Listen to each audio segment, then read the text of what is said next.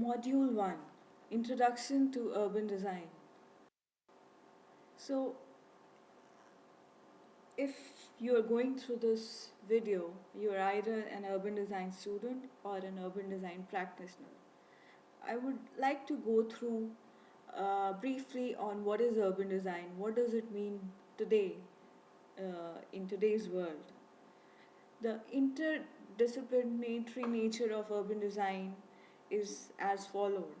Urban design integrates the processes and expertise of many related disciplines, including art, architecture, landscape, the social sciences, economics, planning, engineering, and transport. Notwithstanding, successful designs are actually determined by the public at large rather than the academia, because public or the people are the ones who are actually using these spaces that are designed by urban designers, town planners, architects. So one has to keep in mind that they are designing for people and not just for making master plans and keeping it on papers. So the needs must be taken into account. So, as you can see below, urban design works originating from engineering, architecture studies, and landscape science. It is a beautiful integration of different fields coming together, be it landscape, be it engineering, be it architecture. So, the beautiful integration of all these creates an urban landscape, urban scape, which can be seen in the form of riverfronts or streets or public spaces. So one has to understand that how these spaces will be used in future. We am going to cover relationship between urban planning, urban design, and architecture. Urban design, urban planning, and architecture. The relationship is historical. In 1960s, planning and architecture were split. The planning concentrated on land use patterns and socio-economic issues, which is a macro level understanding, whereas architecture concentrated on design of buildings, which is a more micro level understanding. There emerged a responsibility gap where design of public spaces was concerned. Urban design came in to bridge this gap. So, overall, there is urban planning, there is architecture, there had to be something in the middle that bridges it all together to form a complete mixture of complete urban spaces where buildings can be integrated with the larger level land use plans or master plans. This is how it comes together. So why do you think we need urban design? There is a significant interrelationship between form and function of the city. Thus, it is immoral for urban development to be left to chance. It must be controlled through planning and design frameworks to ensure the city works well. It should be people friendly and has positive environmental impacts. The enterprise culture, with its laissez-faire attitude of 1980s and 1990s, led to more amorphous growth and remodeling of cities, and hence the erosion of quality of urban spaces. So, if you have seen some of the documentaries on modern cities or cities which were built during industrial eras, the landscape mainly had factories and uh, housings for laborers and workers, but they lacked that sense of humanness in them. They were linear, they were straight, there was no definition of street. and hence there was a need to develop the urban scape. Many of the problems of cities are actually the result of inadequacy, structure, and form. Their distribution of population, their land use patterns, and transport system, all of which are interdependent. So, one needs to understand that a transport planner and a landscape architect and an architect cannot work separately. They have to integrate if they are working on a city plan. They have to be uh, constantly in communication with one another to bridge that gap that each field has, and thereby creating a strong sense of urban landscape. Economic forces must operate for rather than against the city. Their manifestation in the physical, spatial, structural, and land use terms must be guided into forms that enhance the city's quality, the identity as a place for people. Design can help enhance a city's advantages. Physical needs of citizens, safety and security and protection, environment free of pollution, noise, accidents, and crime, a conducive social environment, a sense of community, an appropriate image and prestige, creativity and self expression in neighborhoods, aesthetically pleasant as a place of culture and work of art. Design can help diminish a city's disadvantages, containment of size and population, the obligations to travel, social stratification. So, these are very day to day issues that we face in our cities. For example, in Delhi, India, there is a concern that the city is not safe at night, especially for women. So, how can we make the cities safer such that one can go out at night? It's largely dependent on how we design our cities, as said by Jane Jacobs.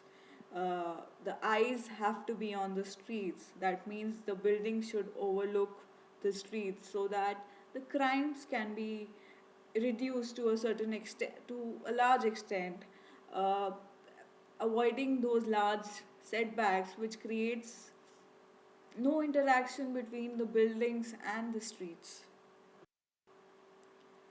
So, I'll just briefly go on the principles of urban design. What makes a good urban design? So, as we can see here, it has to be a place for people. To be to be successful, the places must be well used and well loved. Enriching the existing. New development should enrich the best aspects of existing places. So, if there is an old town and some new development is taking place there, it has to respect how the old structures were built, what are the nature of urban spaces that were existing. It can't just alienate and create something out of nowhere. It should work with the landscape. Energy and amenities are maximized when a balance exists between man made and natural.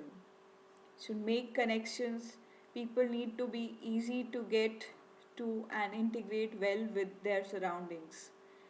Manage the investments.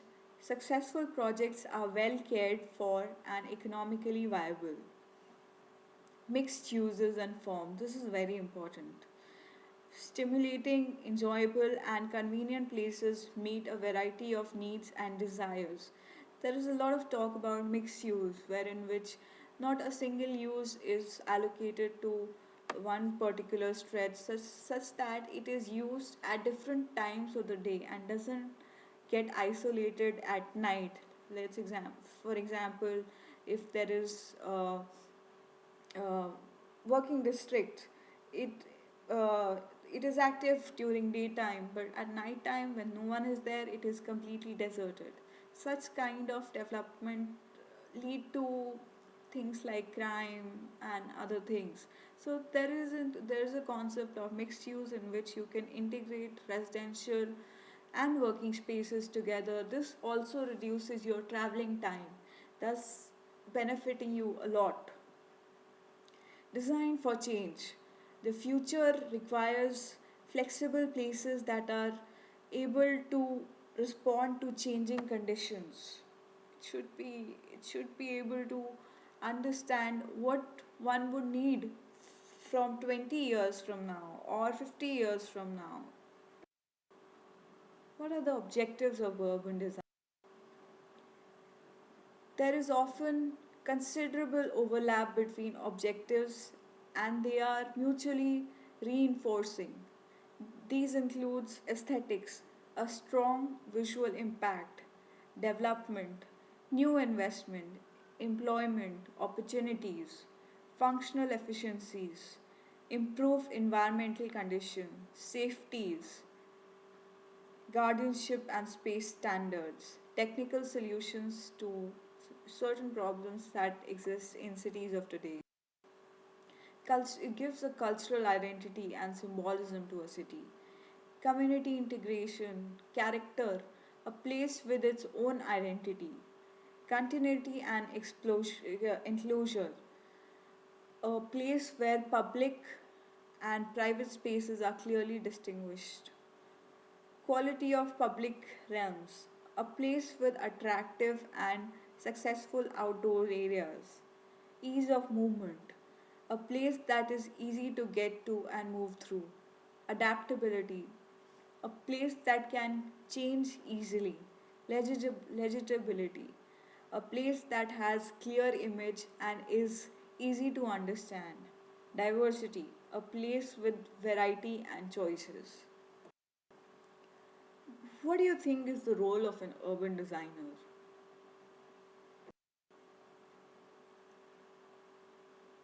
So, abilities and activities of an urban designer that a practitioner that he or she can do is analysis, an audit of characteristics of site to give a sense of place. Collaboration, the need for urban designers to work with others, including the local communities. Policy formulations, required to deal with breadth of urban design issues and activities.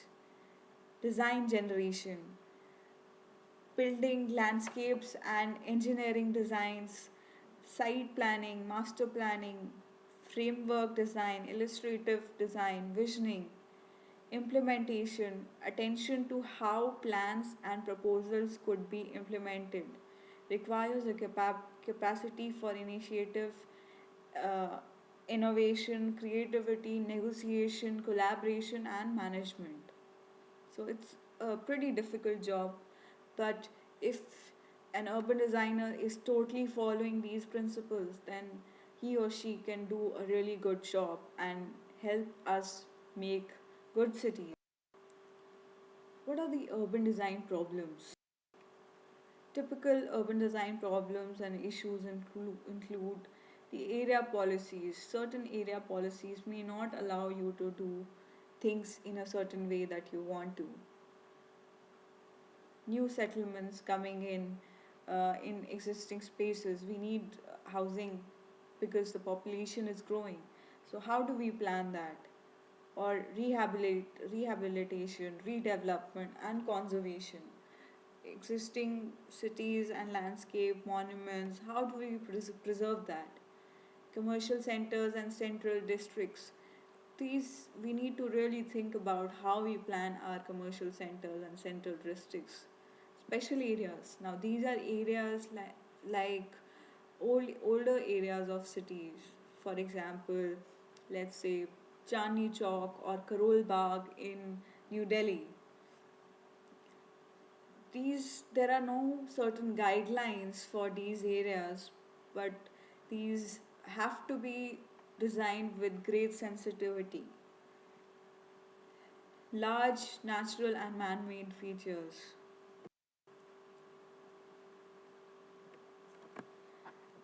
So, today we are ending with the module 1. We will start with the module 2 in our next lecture. The module 2 is urban form and image of the city, space and place, elements of urban design. So, I would hope that you would try and get certain examples of cities or spaces that have been designed with principles that I just talked about and the issues they faced and are still facing in those cities. I hope you go through it. Good luck. See you next time.